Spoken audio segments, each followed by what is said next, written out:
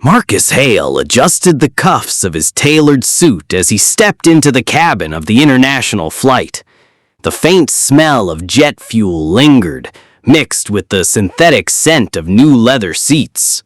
To most, Marcus was the very image of success, a self-made millionaire whose sharp jawline and designer watch announced wealth before he even spoke.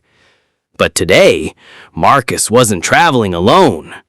Cradled in his arms was his infant son, Oliver. The boy was wrapped in a soft cashmere blanket, his tiny fists curled against his father's chest. Oliver's mother had stayed behind. Marcus never explained why, and no one dared to ask.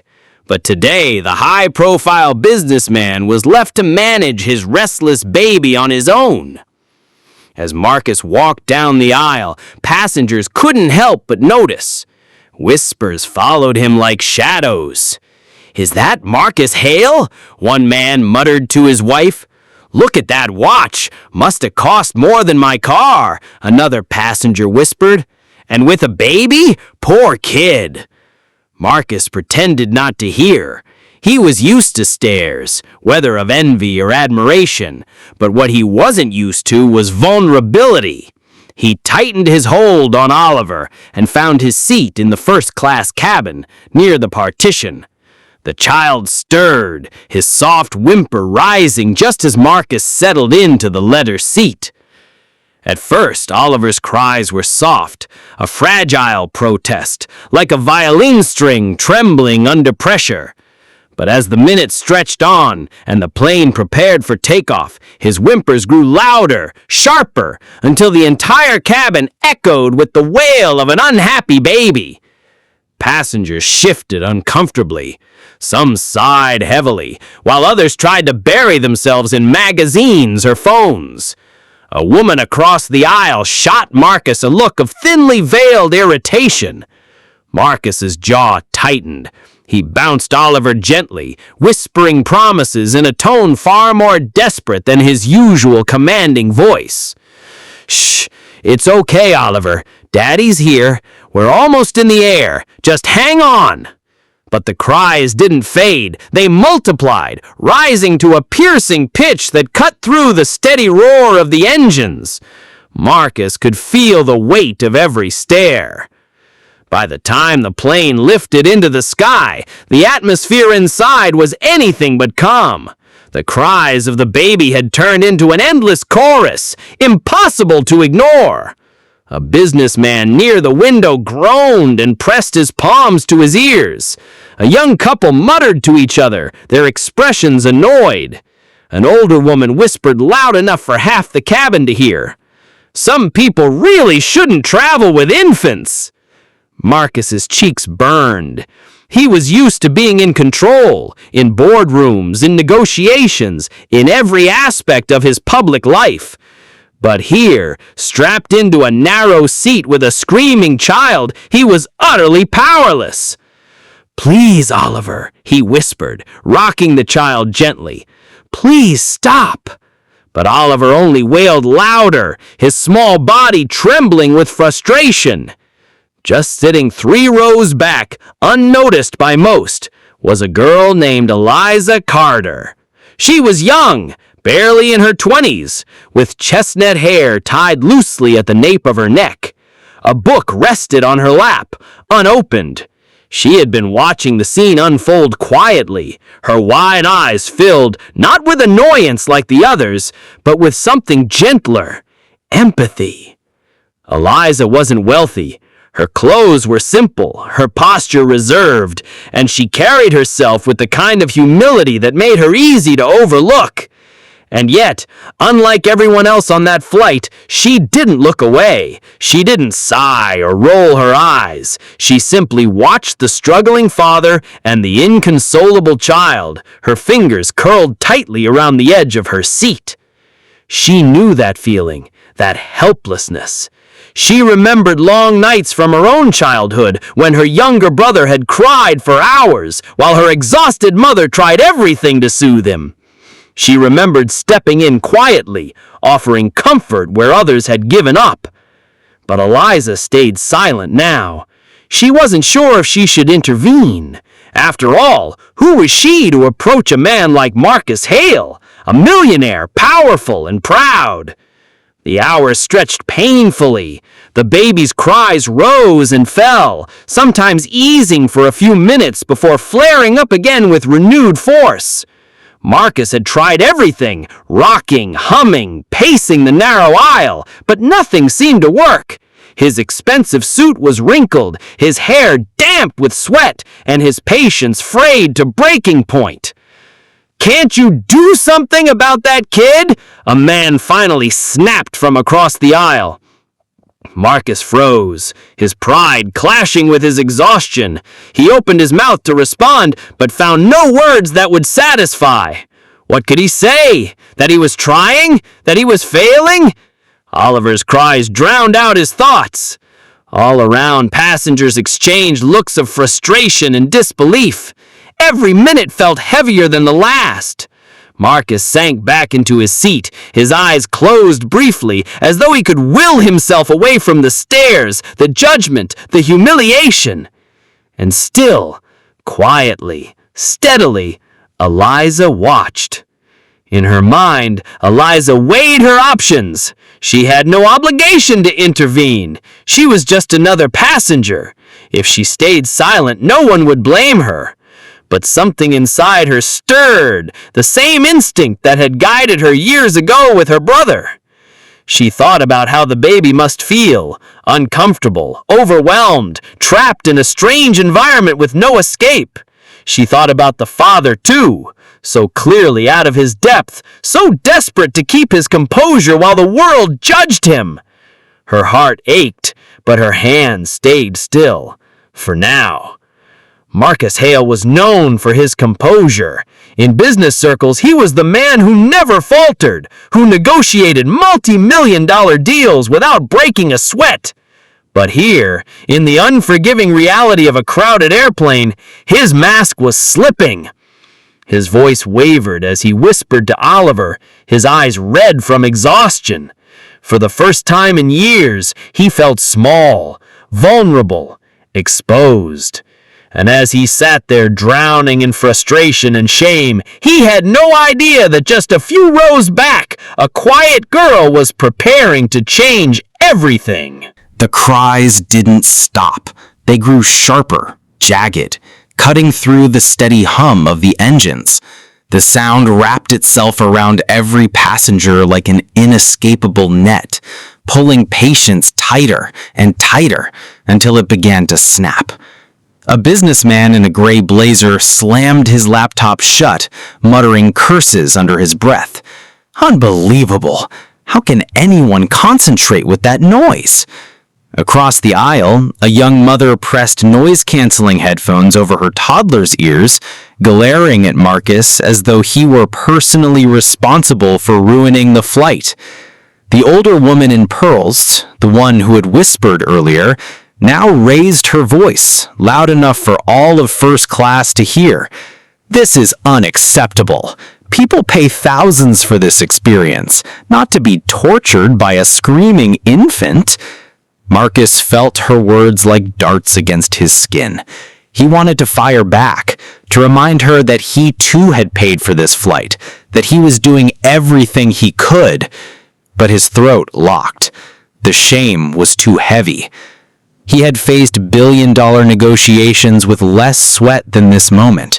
He had endured endless boardroom battles, journalists twisting his words, investors doubting his every move. None of it compared to the helplessness of sitting here, his baby's wails echoing through the cabin while dozens of strangers stared with disdain. Oliver's tiny body trembled in his arms, fists thrashing, face red with frustration.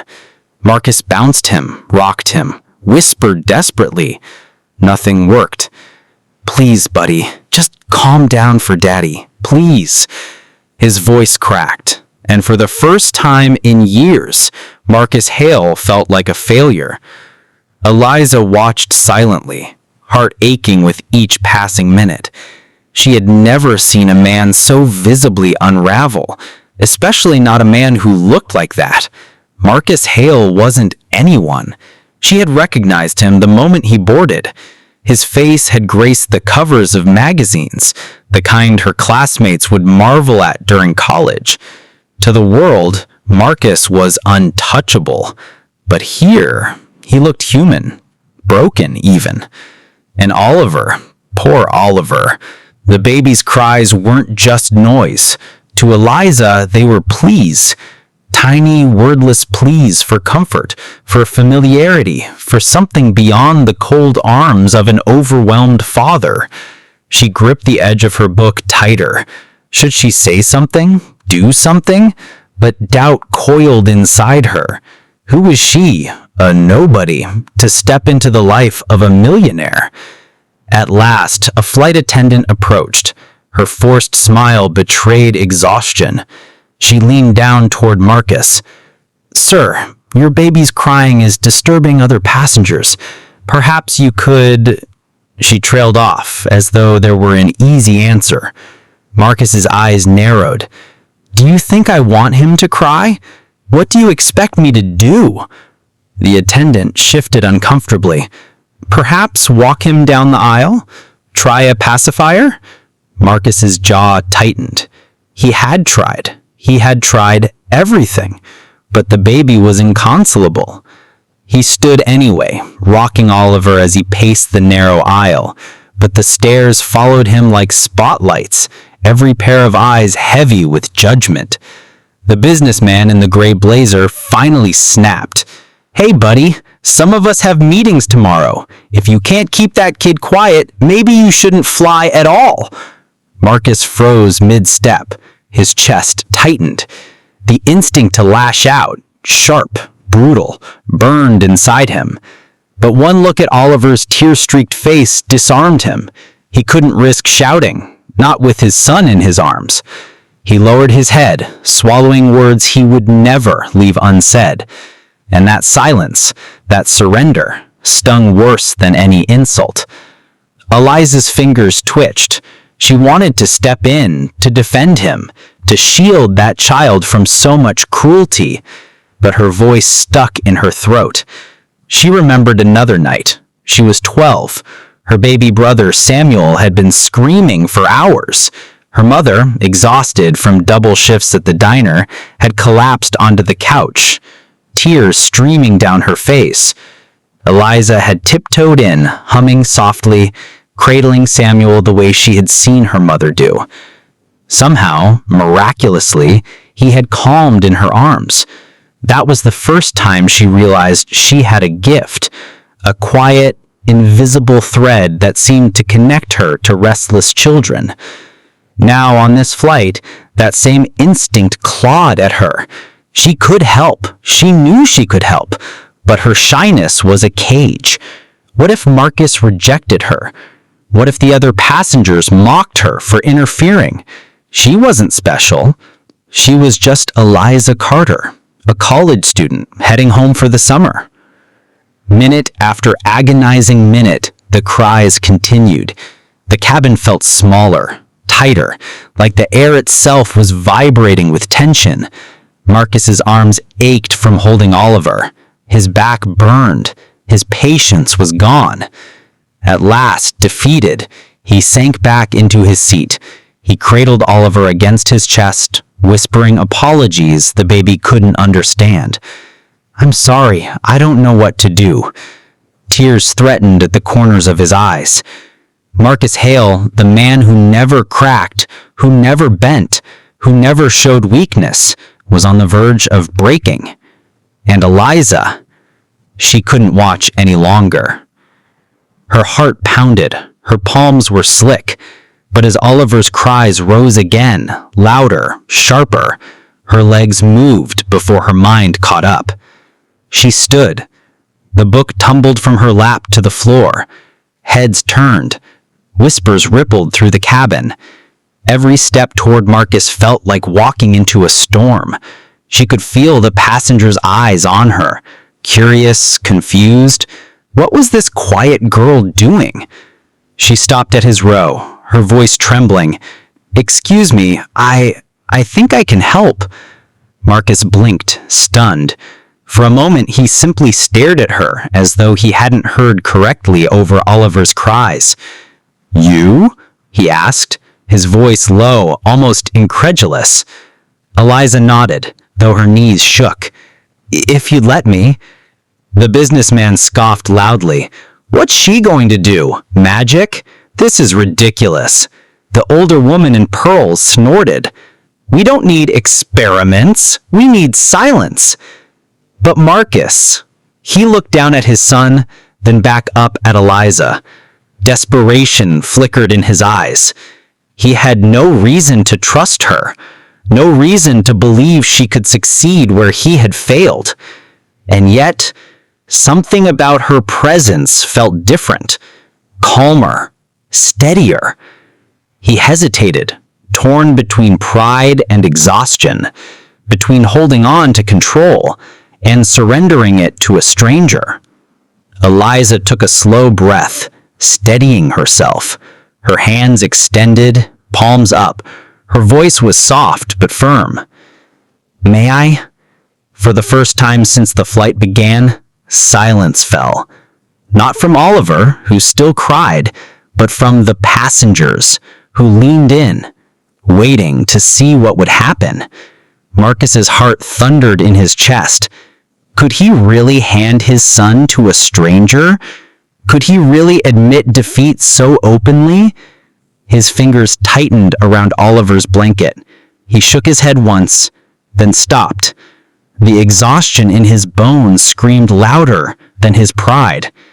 At last, slowly, he shifted Oliver into her waiting arms. The cabin gasped. The handoff was clumsy, awkward. Marcus's hands trembled as he placed Oliver into Eliza's arms. He had never handed his son to a stranger before, not once. The baby wailed even louder, thrashing in protest, as though sensing the shift. A ripple of murmurs swept through the cabin. Some passengers leaned forward, eager for a spectacle. Others rolled their eyes, muttering that this was a waste of time. Marcus braced himself for humiliation. What was I thinking? He scolded himself. She's just a girl. This is absurd. But then something changed. Eliza adjusted Oliver with surprising confidence, tucking him against her chest, one hand cradling his head, the other patting his back in a gentle rhythm. She began to hum. Not a song anyone recognized, just a soft, lilting melody that seemed to flow from somewhere deep within her, a sound threaded with patience, warmth, and memory. Oliver's cries faltered. The wails shrank to whimpers. Then, miraculously, they stopped. The cabin froze. The businessman in the gray blazer blinked, stunned. The woman in pearls dropped her magazine onto her lap. Even the flight attendant, who had been preparing to step in, halted mid-aisle. Marcus's jaw slackened. For the first time in hours, silence, blessed, golden silence filled the air. It felt impossible. Marcus had tried everything, rocking, pacing, whispering, bribing with toys. Nothing had worked. And yet this quiet, shy girl had succeeded in less than a minute. His chest tightened. Not with anger this time, but with something unfamiliar. Gratitude. And a flicker of shame. Because the truth was undeniable. She had done what he could not. Oliver's little hand reached up, clutching the fabric of Eliza's sweater. His chest rose and fell in steady breaths, eyelids drooping as though the weight of exhaustion had finally been lifted. Eliza swayed gently in rhythm with her humming, her eyes soft, her face serene. It was as if she had stepped into another world, one that belonged only to her and Oliver. And for a brief, magical moment, the chaos of the cabin faded away. Whispers began to spread. "How did she do that?" someone muttered. "Unbelievable. Maybe she's a nanny." But their tones had changed, no longer dripping with disdain, but tinged with awe. The sharp edges of irritation softened into reluctant admiration. Even the businessman who had yelled earlier looked sheepish, adjusting his tie and avoiding Marcus's eyes. As she rocked Oliver, Eliza's mind drifted. She hadn't planned on this, hadn't wanted the spotlight, but she couldn't ignore a crying child. Not after everything she had been through. Her mother had always said Eliza had a baby's touch, that somehow children trusted her. Maybe it was because she listened, not just to the sound of their cries, but to the unspoken needs beneath them. She remembered nights in her childhood home when Samuel would only quiet in her arms. She had been just a child herself, yet she had learned then that sometimes comfort came not from power or money or status, but from gentleness. Marcus leaned forward, eyes locked on Eliza. His mind raced with questions. Who is she? How did she do that? He noticed the steadiness in her hands, the calm in her posture. She wasn't showing off. She wasn't basking in attention. If anything, she seemed to shrink beneath the weight of so many eyes, focused only on the baby in her arms.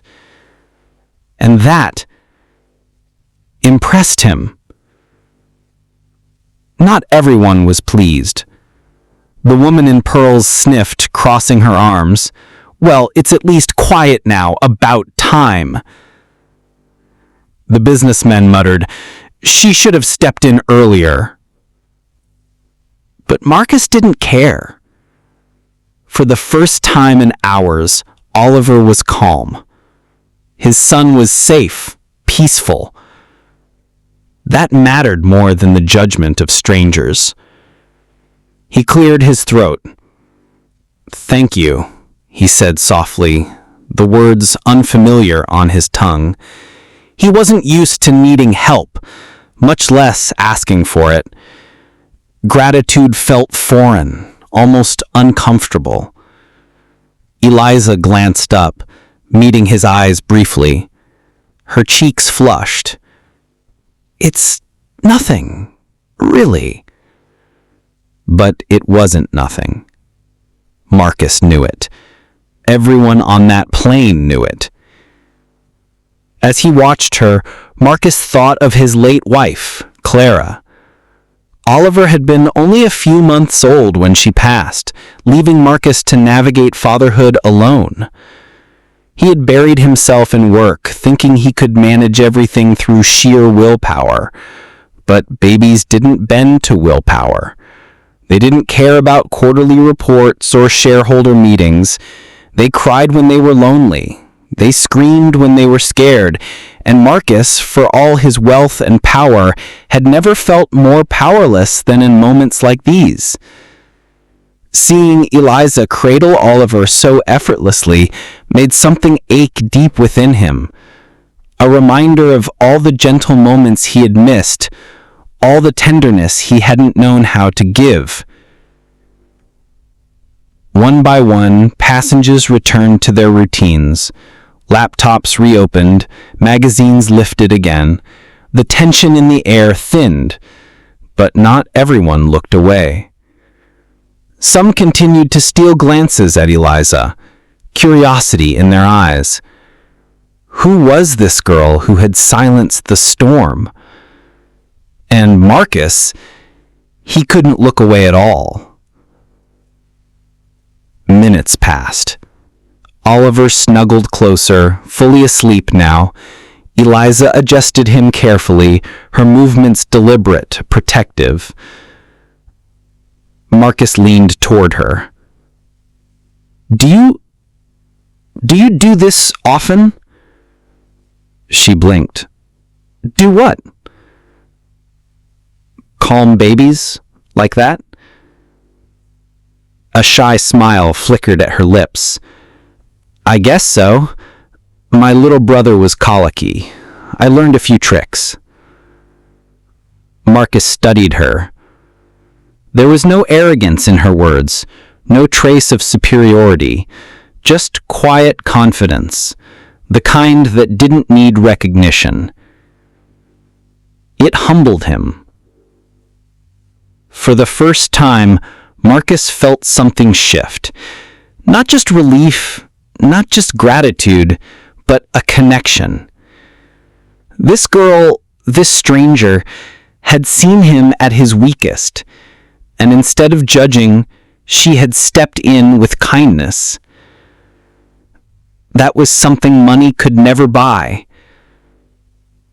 He wanted to know more. But before he could ask, a voice from the back of the cabin called out, "Hey, can you come back here and work your magic on our baby?" Laughter rippled through the cabin. Eliza's face turned scarlet. She shook her head quickly, clutching Oliver tighter. She hadn't done this for attention. She had done it because she couldn't watch a baby suffer. The engines hummed steadily. The cries were gone. For the first time since takeoff, peace filled the cabin. Marcus leaned back in his seat, exhaling slowly. His body sagged with exhaustion, but his mind remained restless, caught on the image of Eliza rocking his son. There was something about her, something that didn't make sense, and yet felt undeniable. The cabin, once a storm of tension, had melted into uneasy calm. The cries had vanished, replaced by the steady drone of the engines. It was almost surreal, like the nightmare of the last hour had been nothing more than a fever dream. But Marcus Hale couldn't rest. He sat rigid, eyes fixed on Eliza and Oliver. His son's chest rose and fell in peaceful rhythm. Tiny fingers curled into Eliza's sweater. The sight should have brought relief. Instead, it brought conflict.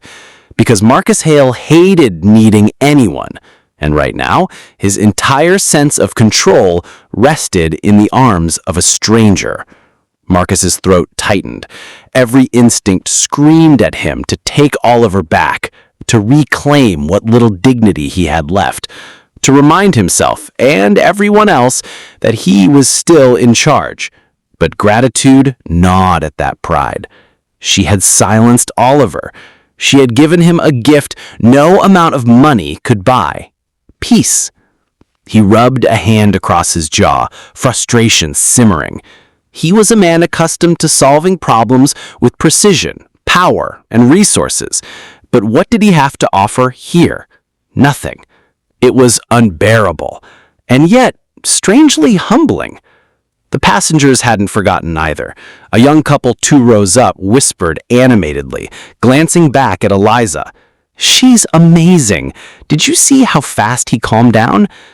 The businessman in the gray blazer, now looking thoroughly embarrassed, pretended to bury himself in his laptop.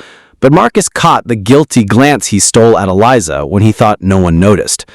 The older woman in pearls, however, wasn't ready to yield. She leaned toward her neighbor and muttered just loudly enough to be heard. "Lucky guess. Babies stop eventually." Her neighbor raised an eyebrow. That wasn't luck. That was skill. The woman scoffed, crossing her arms, but the cracks in her disdain were showing. Even she couldn't deny what her eyes had seen. Eliza, meanwhile, wanted nothing more than to disappear. She hadn't intended to put herself in the center of attention. Her only goal had been to comfort Oliver. Now, with so many eyes darting her way, her cheeks burned. She shifted in her seat, rocking gently, focusing only on the tiny life in her arms. The rest of the cabin blurred into background noise. Her lips still moved in that gentle hum, a song without words, woven purely of instinct. It wasn't for the passengers. It wasn't even for Marcus. It was for Oliver. Marcus leaned back, his gaze distant. Watching Eliza stirred memories he'd tried to bury. He thought of Clara, his late wife, how she had swayed Oliver in the nursery, whispering lullabies Marcus had never bothered to learn. She had made it look so easy, so natural. When she was gone, Marcus had convinced himself he didn't need help. He could raise Oliver alone. He had the money, the discipline, the determination. But sitting here, watching a shy stranger do in minutes what he couldn't manage in hours, he felt the hollowness of that belief. It wasn't about money. It was never about money. It was about love, patience, gentleness, the things he had locked away in pursuit of control. Marcus cleared his throat softly. "You really do have a gift." Eliza glanced up, startled by his voice. She shook her head quickly. "No, not really." "You do," Marcus insisted, his tone low but firm. "I've tried everything. He wouldn't calm down for me. And then you—" He trailed off, unable to find the right words. Eliza looked down at Oliver, her expression soft. Sometimes babies don't need fixing, they just need someone to listen. The words struck Marcus harder than he expected. He sat back, silenced, replaying them in his mind. Someone to listen. When was the last time he had simply listened? To anyone? Unbeknownst to them, the nearby passengers leaned in. The businessman's typing slowed, ears tilted toward their row. The woman in pearls pursed her lips, pretending not to listen, but everyone felt the quiet gravity of Eliza's words. It was rare on a plane for strangers to connect so deeply, and yet here it was, unfolding like a story none of them had expected to witness. Marcus ran his hair through his hair. For years, he had built walls around himself, brick by brick. Loss had taught him that vulnerability was weakness, that to survive in his world, he had to project strength at all costs. But here, 30,000 feet in the air, his walls cracked. He was vulnerable, and it was strangely liberating. "You must think I'm a terrible father," he murmured. Eliza's head shot up, eyes wide. "What? No, not at all." He gave a hollow laugh. "Look around. Half this cabin would disagree." She hesitated, then shook her head. "They don't matter. You stayed with him. You didn't hand him off or walk away. That's what matters." Her words dug into him like sunlight breaking through storm clouds. For the first time all night, Marcus allowed himself to breathe without the weight of judgment crushing him. Eliza shifted slightly, still rocking Oliver. "My little brother was like this, always restless. My mom worked nights, so sometimes it was just me and him. He'd scream for hours. Nothing worked, except holding him, being there." Marcus listened intently, each word peeling back another layer of the mystery girl beside him. She wasn't just kind, she was seasoned in quiet ways that spoke of responsibility beyond her years. "Your brother," Marcus said softly. "He must be lucky to have you." Eliza smiled faintly, eyes distant. "He doesn't remember. He's older now, but I do." The mood of the cabin shifted again. Where earlier there had been judgment, now there was quiet respect, even admiration. The businessman closed his laptop entirely, as though surrendering to the lesson unfolding in front of him. A young flight attendant, on break, leaned casually against the galley wall, captivated by the scene. Even the woman in pearls seemed less rigid, though she masked it with a sigh. The flight, once unbearable, had turned into something human, shared. Marcus leaned closer, lowering his voice. "I don't know how to thank you." Eliza shook her head gently. "You don't need to. I'm just glad he's okay." But Marcus wasn't satisfied. He had spent his life equating value with transaction. Every service bought, every favor repaid. Yet here she was, refusing even acknowledgement. It unsettled him, and it moved him more than he expected. Minutes stretched into half an hour. Oliver remained calm, nestled securely in Eliza's arms. The rhythmic hum of the engines blended with her soft humming. Marcus allowed himself to rest, watching her from the corner of his eye. He didn't know this girl. She wasn't part of his world, and yet somehow, in this strange, suspended moment, she had become essential. But peace, Marcus knew, never lasted. The businessman finally spoke again, though his tone had softened. You know, not everyone would have stepped up like that. Respect. The woman in pearls rolled her eyes. Respect? She's babysitting on a plane. Hardly heroic. Marcus bristled, ready to defend Eliza. But before he could, Eliza lifted her head and, surprisingly, spoke. She's right. I'm not a hero. I just couldn't watch him suffer. Her humility disarmed the entire cabin. Even the Pearl woman had no retort. Marcus studied her profile, illuminated by the faint cabin lights. She wasn't glamorous. She wasn't wealthy. She wasn't someone who would normally catch his eye in the high-paced, glittering world he lived in. But right now, she was extraordinary. Not because she wanted to be, but because she simply was. The passengers closest to them stiffened. A few who had been drifting toward sleep opened their eyes again, sensing the shift in tone. The judgment in the air softened further. Marcus's gaze dropped to the floor. She always knew how to soothe him. I never learned. I thought I had time, but then she was gone, and it was just me, and His voice cracked, just slightly. I don't know how to do this. For a man whose name commanded boardrooms, whose empire spanned continents, the admission was devastatingly human. Eliza tightened her arms slightly around Oliver, protective, as if shielding the baby not just from noise, but from grief. She didn't rush to answer. She didn't try to fill the silence with platitudes. Instead, she let Marcus's words breathe, and when she finally spoke, her voice was calm and steady. No one does, Marcus. Not at first. You don't learn being a parent in a book or a meeting or with money. You learn by showing up. And you did. You're here. Her words were simple, but they landed like anchors in his chest. The businessman, once quick to judge, shifted uncomfortably, guilt flickering across his features. The young couple looked at each other, then at Marcus, their expressions softening with sympathy. Even the Pearl woman's stern mask seemed to falter, as if the whole cabin realized in that moment they had misjudged the man. He wasn't a cold millionaire too busy for his child. He was a widower, stumbling his way through pain and responsibility, doing the best he could.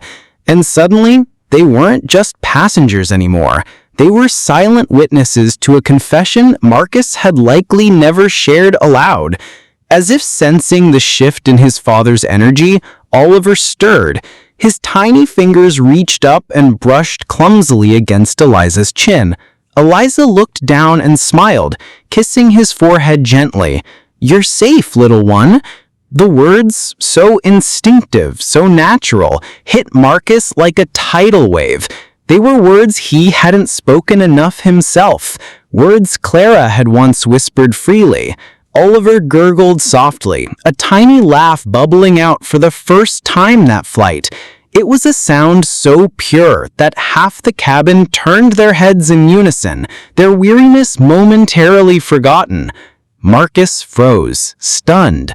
Oliver's laugh had been rare these past months, and now here it was, unlocked by a girl who claimed no special gift, who asked for nothing in return. Marcus leaned back, trying to process the swirl inside him. His entire empire ran on structure, spreadsheets, strategy, precision. Yet here, in the space of an hour, a quiet girl had shown him something no fortune could buy. Love without transaction, patience without demand, presence without condition. He thought of his penthouse, spacious, pristine, but silent. He thought of Oliver's nursery, filled with the finest toys money could buy, yet somehow empty. He thought of his calendar, packed with meetings that suddenly felt insignificant. What was the point of all his wealth if he couldn't give his son what mattered most? Eliza adjusted Oliver gently and spoke again, almost as if sensing his thoughts. You know, my family never had much. Money, I mean. But my mom always said, a child doesn't measure love in dollars. They measure it in moments. Marcus's head turned sharply toward her, the phrase embedding itself in his mind. She gave a small shrug. It's true. My dad left when I was little. My mom worked double shifts just to keep food on the table. I used to take care of my little brother while she was gone. We didn't have the best clothes or the newest toys, but we had each other, and that's what he remembers now. Her eyes dropped to Oliver, softening further. This little guy won't remember whether you flew first class or economy. He'll remember your arms, your voice, your presence.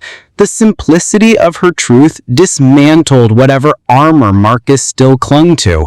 Marcus swallowed hard, fighting the tightness in his throat. He wanted to respond, to thank her, to argue, to confess everything all at once, but all he could manage was a whisper. I'm scared. Eliza looked up, surprised. Of what? Of failing him, Marcus said. His eyes glistened, his voice raw. The words hung in the cabin like fragile glass. And though Marcus had spoken them quietly, the passengers close by heard. No one scoffed, no one judged. They simply listened, the weight of his vulnerability binding them in silence. Eliza's voice was steady, unwavering. Then don't run from that fear. Let it guide you. If you're scared, it means you care. And if you care, you'll find a way. Her gaze locked with his, steady and unflinching. For the first time in years, Marcus felt seen, not as a tycoon, not as a provider, but as a man simply trying his best. In that exact moment, Oliver shifted again. His tiny hand, previously clutching Eliza's sweater, reached outward, towards Marcus. Marcus froze, his breath catching. Slowly, cautiously, he extended his hand. Oliver's fingers wrapped around his father's thumb, squeezing tight with surprising strength. The contact undid him. A tear slipped down his cheek, and Marcus didn't wipe it away. For once, he allowed himself to be vulnerable, even in front of strangers. Eliza watched quietly, her own eyes misting. The passengers, now silent witnesses to a moment more intimate than any boardroom negotiation, looked on with softened faces. The hardened businessman, the bitter pearl woman, the restless couple, all of them were transformed, if only for a moment, by the sight of love raw and unguarded. The plane seemed different now, lighter, quieter, as if the collective judgment and tension had been replaced with something warmer, connection, humanity. A young mother a few rows down dabbed at her eyes. The businessman gave Marcus a respectful nod. Even the pearl woman shifted uncomfortably, her lips pressing together as if holding back something she would never admit aloud. This wasn't just Marcus's story anymore. It had become theirs too. A shared reminder of what mattered. Marcus squeezed Oliver's hand gently, then looked at Eliza. His voice was steadier now, though heavy with emotion. I've done more for me in this one flight than anyone has in years. I don't know how to repay you. Eliza shook her head, smiling faintly. You don't need to. Just be there for him. That's the only repayment that matters. Marcus studied her for a long moment, then nodded slowly. I will. I swear I will. And this time, he meant it, not as a promise tossed in the air, but as a vow rooted deep in his chest. The steady hum of the plane filled the cabin like a heartbeat. For the first time in hours, it felt peaceful. The baby was calm. The tension had evaporated. Passengers leaned back, not just in relief, but in quiet reflection. Marcus Hale sat differently now, shoulders lowered, jaw unclenched, eyes fixed not on his watch or his phone, but on his son. Oliver's tiny fingers still clung to his thumb, as if anchoring him in place. It was a tether Marcus had been blind to for too long, and now that he felt it, he knew he couldn't let go. A chime cut through the quiet, the captain announcing their descent.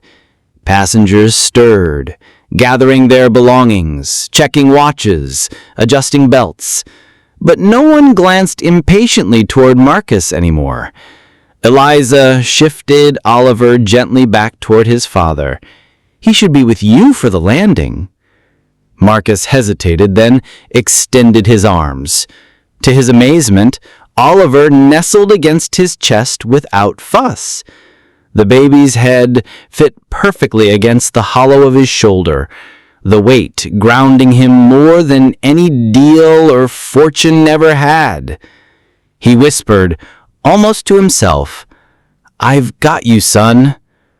The words were clumsy but real, and for the first time he believed them.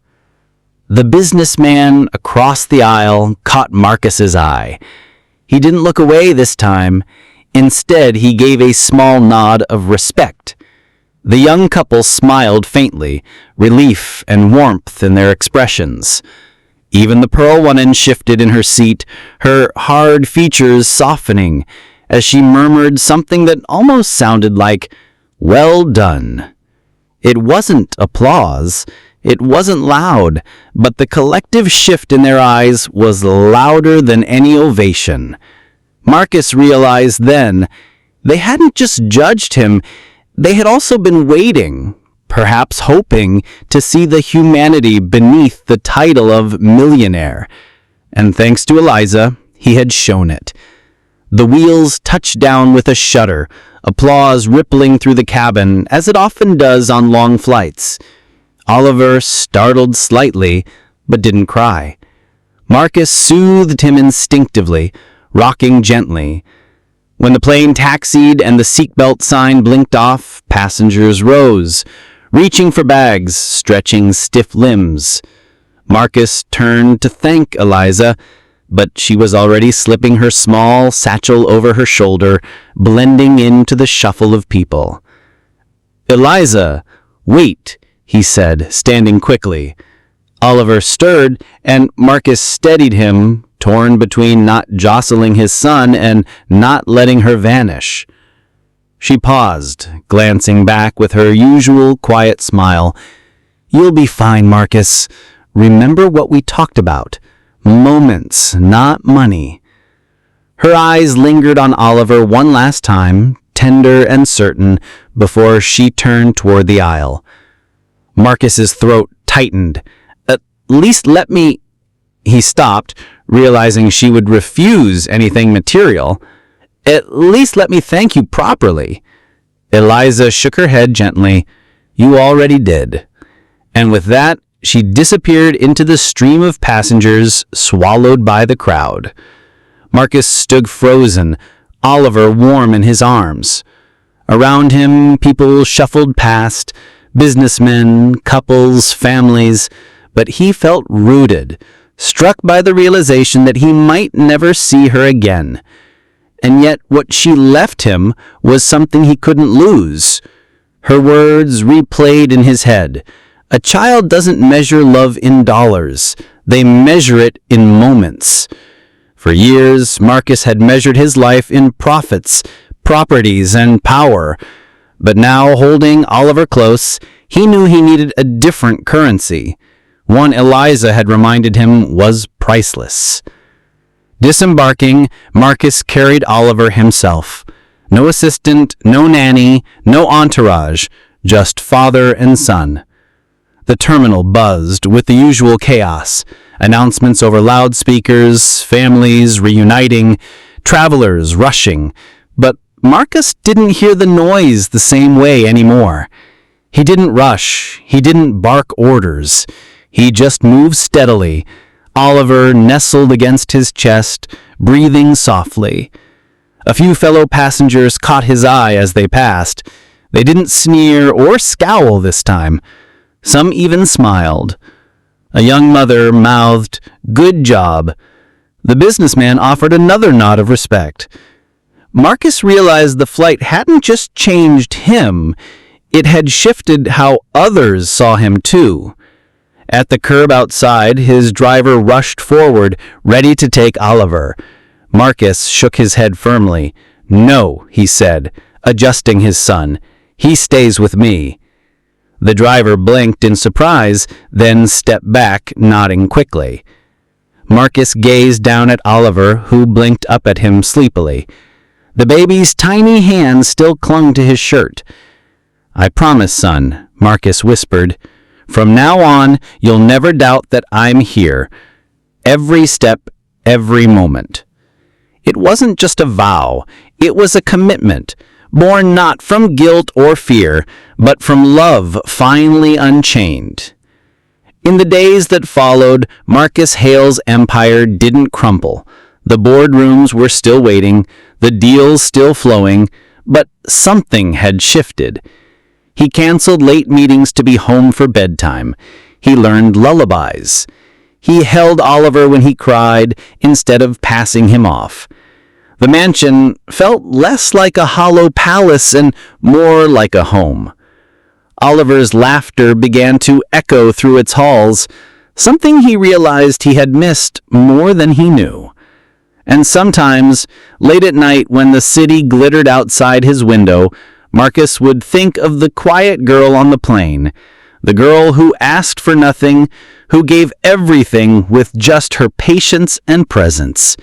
He never saw her again, but her voice stayed with him, guiding him through the chaos of fatherhood, reminding him that love was not a currency, it was a choice, moment by moment. And so, on that flight, a millionaire learned a lesson money could never buy. A crying baby silenced not just by a gentle hand, but by a reminder that what truly matters are not the fortunes we build, but the moments we share. Because sometimes the quietest people leave the loudest echoes in our lives.